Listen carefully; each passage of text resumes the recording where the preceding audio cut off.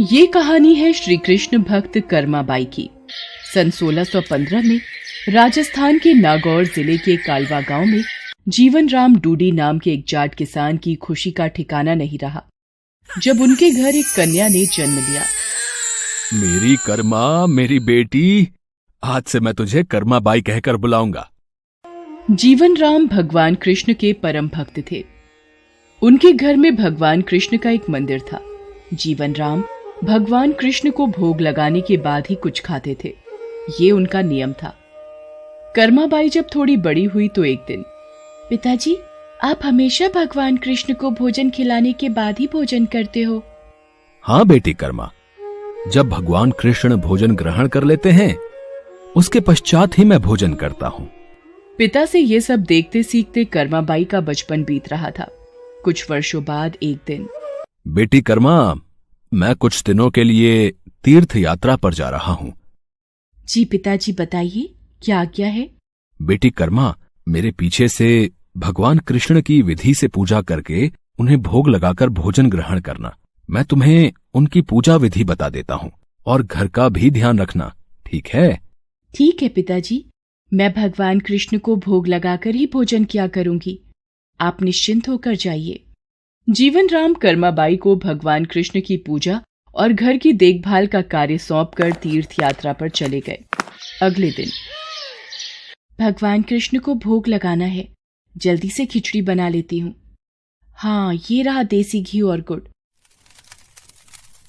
लो, तैयार हो गई आपकी खिचड़ी की थाली। मैं ये रख रही हूँ, आपको जब भी भूख लगे आप खा लेना। मैं तब तक घर के काम निपटा लूं।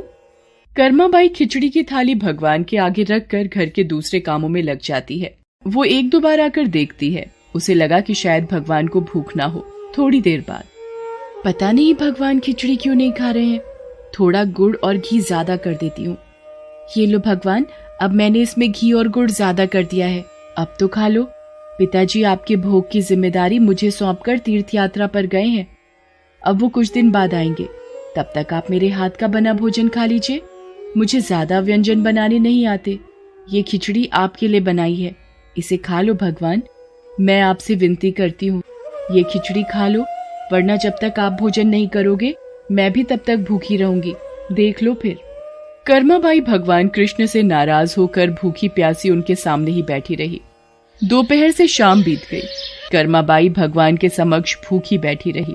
भगवान कृष्ण ने जब देखा कि कर्माबाई जिद पर अड़ी है, मूर्ति में से आवाज आई, कर्माबाई, कर्माबाई, तुमने पर्दा तो किया ही नहीं। पर्दा करो, तभी मैं भोजन करूंगा। अरे हाँ प्रभु, रुकिए, मैं अभी अपनी चुनरी का पर्दा करती हूँ। आप आराम से खिचड़ी खाओ। आप मुझे पहले बता देते, इतनी सी बात के लिए पूरा दिन खुद भी भूखे रहे और मुझे भी भूखा रखा। थोड़ी देर में देखते ही देखते पूरी थाली खाली हो गई। भगवान कृष्ण के भोग लेने के बाद ही कर्माबाई ने भोजन किया। अब तो नित्य नियम से कर्माबाई सबसे पहले उठकर भगवान के लिए भोग बनाती और पर्दा करके भगवान के समक्ष बैठ जाती। थोड़ी देर बाद पूरी थाली खाली हो जाती थी। मुझे लगता है प्रभु को सुबह जल्दी भूख लगाती है। कल से सबसे पहले भोग ही बनाऊंगी, उसके बाद स्नान वगैरह और घर के काम बाद में ही किया करूंगी। हाँ, ये ठीक रहेगा। अब तो कर्मा की बनाई खिचड़ी भगवान कृष्ण बड़े चाव से खाते थे और पूरी थाली खाली हो जाती थी। एक दिन कर्मा के पिता तीर्थ यात्रा से वापस आते हैं। कर्मा बिटिया, कैसी है तू? पिताजी, मैं अच्छी हूँ। और आपके पीछे पहले दिन तो भगवान ने भोग ग्रहण करने में बहुत नखरे किए, फिर शाम को जाकर खिचड़ी खाई और अब तो भगवान कृष्ण सुबह सुबह ही मेरी बनाई खिचड़ी खा लेते हैं। मैं सबसे पहले उन्हें भोग लगाती हूँ, जब वो खा लेते हैं उसके पश्चात ही दूसरे काम करती हूँ। हे कृष्ण मुरारी, आपकी लीला कौन जाने प्रभु। मैं तीर्थ यात्रा में आपको ढूंढ रहा था, आप तो मेरे घर में ही विराजमान हो। धन्य हो प्रभु, आपकी जय हो। बेटी कर्मा, तुम जैसी पुत्री को पाकर मैं धन्य हो गया। अब से तुम ही भगवान कृष्ण को भोग लगाना। वो तुम्हारा लगाया भोग बड़े चाव से खाते हैं। अब से तुम ही अपने हाथों से भगवान कृष्ण की सेवा करोगी बेटी। ये सब सुनकर कर्माबाई बहुत खुश होती है। अब तो कर्माबाई नियम पूर्वक जल्दी उठकर भगवान को भोग लगाती और बाद में सारे काम करती। कुछ वर्षों बाद कर्माबाई के पिता स्वर्गलोक को प्राप्त हो गए। अब कर्माबाई घर में अकेले रहती तो उनका मन नहीं लगता था, इसलिए वो भगवान कृष्ण की मूर्ति को लेकर तीर्थ यात्रा पर निकल गई और भारत में अलग अलग तीर्थों के दर्शन करने के पश्चात वो उड़ीसा के जगन्नाथपुरी मंदिर पहुंची। बस अब यही जगन्नाथपुरी में एक कुटिया में रहकर भगवान कृष्ण की भक्ति और सेवा करूंगी। कर्माबाई अपने नियम से सुबह सुबह भगवान कृष्ण को खिचड़ी का भोग लगाती और कुछ ही देर में थाली साफ हो जाती। भगवान बड़े चाव से सारी खिचड़ी खाते। उसके पश्चात कर्माबाई अपने नित्य स्नान ध्यान कार्यों को करती। एक सुबह, माँ कुछ खाने को मिलेगा? बहुत जोरों की भूख लगी है। हाँ हाँ आजा बेटा, यहाँ बैठ। मैंने अभी अभी श्री कृष्ण को खिचड़ी का भोग लगाया है। ले खिचड़ी खा बेटा। पसंद आई खिचड़ी तुझे? और दूं? बस माँ, पूरा पेट भर गया, आनंद आ गया तुम्हारे हाथ की खिचड़ी खाकर। माँ, क्या मैं ये स्वादिष्ट खिचड़ी कल भी खाने आ सकता हूँ? कल ही क्यों बेटा, तू रोज मेरे पास खिचड़ी खाने आ जाया कर। कर्माबाई की कुटिया में उस बालक के रूप में स्वयं भगवान जगन्नाथ खिचड़ी खाने पधारे थे और अब रोजाना कर्माबाई जब भगवान कृष्ण को खिचड़ी का भोग लगाती, थोड़ी देर बाद वो बालक भी खिचड़ी खाने आ जाता। एक दिन कर्माबाई, भगवान को बिना स्नान किए भोग लगाना अच्छी बात नहीं। तुम रोजाना सुबह पहले स्नान आदि क्रियाएं करके विधि विधान से पूजा करके ही भगवान कृष्ण का भोग बनाया करो। ठीक है बाबा, अब मैं स्नान करके ही प्रभु का भोग बनाया करूंगी। साधु की बात मानकर कर्माबाई अगले दिन से स्नान करके पूजा के पश्चात भोग तैयार करती। इस कार्य में उन्हें बहुत देर हो जाती थी, पर वो बालक तो अपने समय पर ही खिचड़ी खाने आ जाता था। माँ खिचड़ी दो ना, जल्दी दो, मुझे बहुत भूख लगी है माँ। थोड़ी देर रुक बेटा, अभी देती हूँ। अब तो बालक रूपी भगवान जगन्नाथ जल्दी जल्दी खिचड़ी खाकर बिना हाथ मुंह साफ किए भाग जाते थे। उन्हीं दिनों मंदिर के पुजारी जो काफी समय से मंदिर में सेवा कर रहे थे, ये जगन्नाथ भगवान के मुख पर खिचड़ी कैसे? मंदिर में तो काफी दिनों से खिचड़ी का भोग नहीं लगा, फिर ये भगवान के मुख पर खिचड़ी कैसे? हे प्रभु, ये कैसी लीला है आपकी? भगवान जगन्नाथ पुजारी के सपने में आते हैं। मेरी भक्त कर्माबाई जो जगन्नाथपुरी में ही रहती है, वो बहुत ही प्रेम भाव से सुबह उठकर बाजरे की खिचड़ी का भोग लगाती है। मैं रोजाना सुबह जल्दी उठकर कर्माबाई की खिचड़ी खाने जाता हूँ। मुझे कर्माबाई के हाथ की खिचड़ी बहुत पसंद है।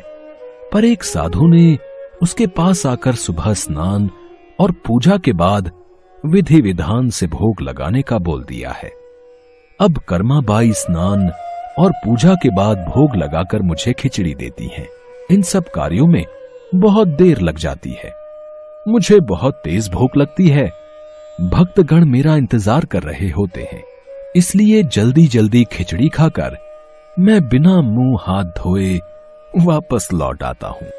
भगवान जगन्नाथ की अद्भुत बातों को स्वप्न में सुनकर पुरोहित जी हर जगह उस साधु की खोज करवाते हैं और उसे बुलाकर सारी बात बताते हैं। साधु घबरा जाता है और कर्माबाई के पास जाता है। कर्माबाई, तुम श्री कृष्ण भगवान की परम प्रिय भक्त हो। तुम्हारे लिए किसी नियम नीति की कोई आवश्यकता नहीं। तुम अपने अनूठे प्रेम से जिस प्रकार सुबह जल्दी उठकर भोजन बनाती थीं, वैसे ही बनाकर भगवान का भोग लगाया करो। ठीक है साधु बाबा, अब मैं पहले की तरह ही सुबह जल्दी भोग बनाया करूंगी। अब कर्माबाई फिर से पहले की तरह भगवान कृष्ण को भोग लगाकर उस बालक को बड़े प्रेम पूर्वक खिचड़ी खाने को देती थी। ये क्रम कई वर्षों तक चला और एक दिन कर्माबाई परलोक से धार गई। हे प्रभु, हमसे कोई भूल हो गई क्या? आज आपके नैनों से अश्रुधारा कैसी प्रभु? हे भगवान जगन्नाथ, क्या अपराध हुआ हमसे जो अब दुखी हुए प्रभु? उसी रात भगवान जगन्नाथ राजा और पुजारी के स्वप्न में आते हैं और बताते हैं कि उनकी भक्त कर्माबाई इस लोक से विदा होकर भगवान में विलीन हो गई हैं। अब उन्हें सुबह सवेरे बाजरे की खिचड़ी कौन खिलाएगा, यही उन्हें दुख है। अगले दिन, पुजारी जी, जो स्वप्न आपने देखा वही स्वप्न मुझे दिखाई दिया। भगवान जगन्नाथ की प्रिय भक्त कर्माबाई अब इस लोक से विदा हो गई है।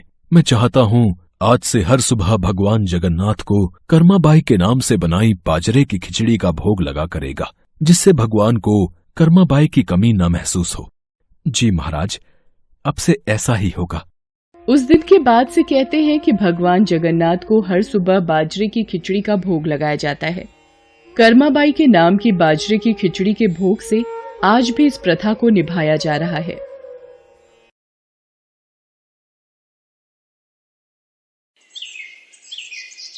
ये कहानी है भगवान विष्णु जी की परम भक्त पोपाबाई की। पोपाबाई अपने भाई और भाभी के साथ एक गांव में रहती थीं। नित्य प्रति भगवान की पूजा अर्चना और व्रत करना उनके स्वभाव में शामिल था। उनके भाई और भाभी कई बार उनसे शादी करने के लिए कह चुके थे। ऐसे ही एक दिन, पोपाबाई, तुम मेरी जिम्मेदारी हो। मैं चाहता हूँ तुम विवाह करके अपनी ससुराल जाओ, तो मेरी भी जिम्मेदारी पूरी हो जाएगी। पर तुम्हें जो भी लड़का देखने आता है तुम साफ इनकार कर देती हो। आखिर ऐसा क्यों है? भैया, मुझे विवाह नहीं करना। आप मुझे विवाह करने के लिए मत कहा कीजिए। मुझे किसी के साथ विवाह नहीं करना। मुझे सब पता है, तुम ये पूजा पाठ में ज्यादा मगन रहने लगी हो, यही कारण है तुम्हारे विवाह ना करने का। भैया, मेरा जीवन भगवान विष्णु को समर्पित है। आप जानते हो मेरे लिए भगवान विष्णु की पूजा अर्चना का बहुत महत्व है। पर पोपाबाई, तुम्हारे भैया भी तो तुम्हारा भला ही चाहते हैं। तुम्हारे लिए इतने अच्छे घर के रिश्ते ढूंढे गए हैं, पर तुम सभी रिश्तों को मना कर देती हो। भैया भाभी, आप दोनों मेरे कारण चिंतित मत होइए। मैं कभी भी विवाह नहीं करूंगी। मैंने सोच लिया है। मैं गांव के बाहर एक झोपड़ी बनाकर अब से मैं उसी में रहूंगी और अपना जीवन व्यतीत कर लूंगी। और आप मुझे रोकना नहीं भैया। मुझे प्रभु विष्णु की भक्ति करके अपार सुख की प्राप्ति होती है। मैं उन्हीं का नाम जपते हुए इस संसार से विदा होना चाहती हूँ।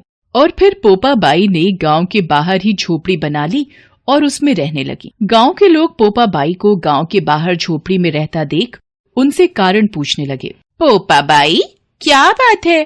तुम यहाँ गांव के बाहर झोपड़ी बनाकर क्यों रहने लगी हो? बस एकांत में रहकर भगवान विष्णु की भक्ति करने का मन हुआ, इसलिए झोपड़ी बना ली। अब आप सब अपनी गाय और बछड़े मेरी झोपड़ी के पास घास चरने छोड़ दिया करो। मैं सभी के गाय बछड़ों की देखभाल भी कर लिया करूंगी और बदले में आप सब जो भी बचा खुचा खाने को दोगे मैं प्रेम से खा लिया करूंगी। पोपाबाई, तुम बहुत महान आत्मा हो।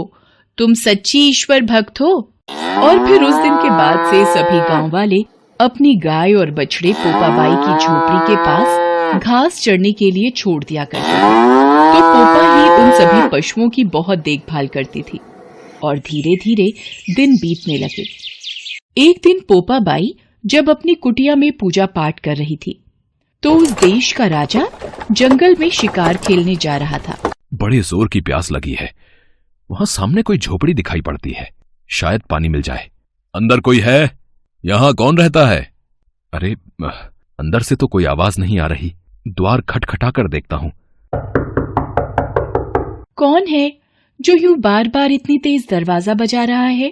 इतनी मधुर आवाज, लगता है कोई सुंदर कन्या इस झोपड़ी के भीतर है। आपकी आवाज पर मैं मंत्रमुग्ध हो गया हूं। मैं आपसे विवाह करके अपनी रानी बनाना चाहता हूं। राजन, मैं किसी पराये पुरुष का मुंह नहीं देखती, इसलिए आप यहाँ से चले जाइए। तेरी इतनी जुर्रत, तू इस देश के राजा को मना कर रही है। अब तो चाहे मुझे इसके लिए जबरन ही तुझे अपने महल उठाकर क्यों न ले जाना पड़े। राजा जबरन पोपाबाई की झोपड़ी में घुस आता है और पोपाबाई को जबरदस्ती अपने घोड़े पर बिठाकर महल की ओर चल पड़ता है। महल में पहुंचकर पोपाबाई गुस्से में आ जाती है और राजा को भरे दरबार में श्राप देती है। हे राजा, तू जबरन मुझे अपने महल ले तो आया है, पर तू मुझे कभी नहीं पा सकेगा। मैं तुझे श्राप देती हूँ, तेरा राजपाट सब नष्ट हो जाएगा, तू नहीं बचेगा। पोपाबाई के मुंह से निकले श्राप को सुनकर राजा घबरा गया, मानो उसे कोई चेतावनी मिल गई हो। राजा की सभी रानियों ने राजा को समझाया, महाराज, ये पोपाबाई कोई साधारण स्त्री नहीं है, ये विष्णु भगवान की परम भक्त है। आपने शायद इसके चेहरे का तेज नहीं देखा। इसका श्राप हमारे पूरे राज्य को ध्वस्त करे। इससे पहले कि देर हो जाए, पोपाबाई को वापस उसकी झोपड़ी में छोड़ आइए। हाँ महाराज, बड़ी रानी ठीक कह रही हैं।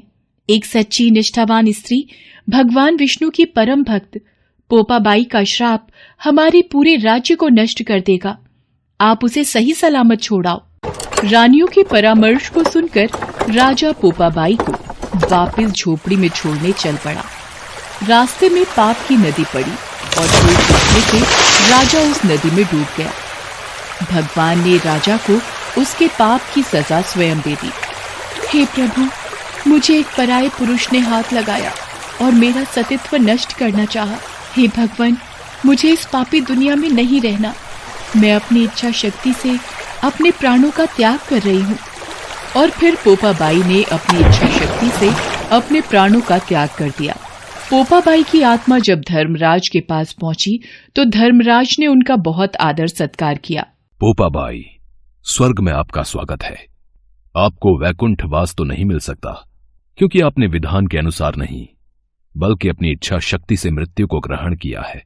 परंतु भगवान विष्णु की आज्ञानुसार आपको सोने का महल दिया जाएगा। आप यहीं स्वर्ग में राज्य करेंगी। जय श्री विष्णु, जैसी भगवान विष्णु की इच्छा। और फिर भगवान विष्णु के कहे अनुसार धर्मराज जी ने पोपाबाई को स्वर्ग का राज्य दे दिया। पोपाबाई स्वर्ग में रहने लगी। एक दिन एक सेठ सेठानी मृत्यु के पश्चात स्वर्गलोक पहुंचे। धर्मराज जी, ये स्वर्गलोक का द्वार बंद क्यों है? ये राज्य पोपाबाई का है। ये पोपाबाई कौन है धर्मराज जी? आप पोपाबाई को नहीं जानते? उनके बारे में जानने के लिए आप दोनों 7 दिन तक मृत्युलोक में रहकर 8 खोपरा से राई भरकर 5 कपड़े ऊपर रखकर कहानी सुनकर उद्यापन करना और कहना कि राज है पोपाबाई का, लेखा लेगी राई राई का। और फिर पोपाबाई की महिमा का गुणगान करते हुए सेठ सेठानी को स्वर्गलोक की प्राप्ति हुई। जो कोई भी भगवान विष्णु की परम भक्त पोपाबाई के नाम का जाप करता है, उस मनुष्य को पोपाबाई के आशीर्वाद से स्वर्ग की प्राप्ति होती है।